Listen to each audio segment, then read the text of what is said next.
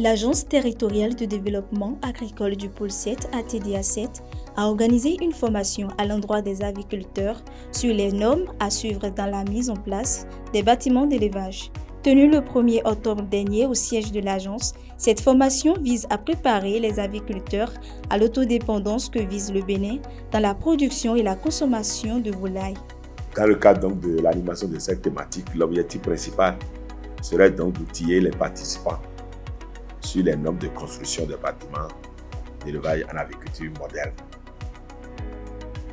Et comme vous le savez si bien, le bâtiment d'élevage est un outil déterminant pour la filière agricole.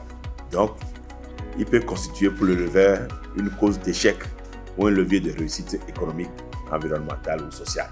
Aujourd'hui, nous avons parlé avec des aviculteurs et des avicultrices des normes à respecter pour mettre en place un bâtiment en agriculture moderne. Donc, cette formation a été organisée sous l'impulsion de l'ATDA. Ce n'était pas une formation, c'était même une causerie parce qu'on n'était qu'avec des agriculteurs expérimentés. L'idée étant de voir aujourd'hui, avec les annonces du gouvernement d'interdire les importations, les fermes vont forcément prendre de l'ampleur, de nouveaux bâtiments vont être mis en place. Donc comment est-ce qu'on fait pour les mettre en place des meilleures façons possibles en tenant compte des conditions climatiques qui deviennent de plus en plus difficiles.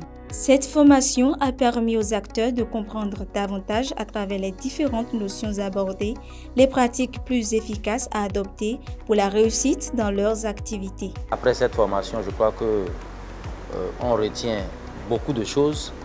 D'abord, la construction du bâtiment. Il faut choisir le site d'abord de notre ferme et choisir là où il faut implanter le bâtiment. En ce qui concerne le site du bâtiment, le choix du site, il y a plusieurs, il faut premièrement de façon globale l'accès au site, la proximité du site par rapport au marché, il y a le relief auquel il faut tenir compte. Par rapport à la formation que nous avons ce matin, j'ai retenu beaucoup de choses parce que les bâtiments déjà c'est la fondation par rapport à l'élevage. Si on va réussir une bonne élevage, il faut que ça commence d'abord par là. Il faut les normes et les dispositifs apprendre. Bon, on pensait tout connaître, mais ce matin, on a vu qu'il y a encore beaucoup de choses. Les responsables, quant à eux, appellent les bénéficiaires à la mise en pratique des connaissances acquises pour un résultat optimal, ce que reconnaissent si bien les participants. À travers donc la causerie, vous devez capitaliser les conseils pertinents.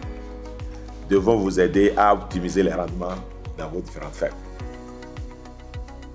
Et il sera donc très utile pour vous d'approprier des techniques innovantes et des meilleures pratiques pour concevoir des infrastructures adaptées aux besoins spécifiques de chacun de vos élevages. C'est bien de venir à la formation, c'est encore mieux de mettre en œuvre les choses qui ont été discutées et véritablement le remerciement est pour la TDA que j'espère va mettre en place d'autres thématiques parce que des thématiques il y en a beaucoup. Quand on fait ce genre de séance, on réalise comment est-ce que les acteurs ont soif de savoir, ont soif de se retrouver pour échanger.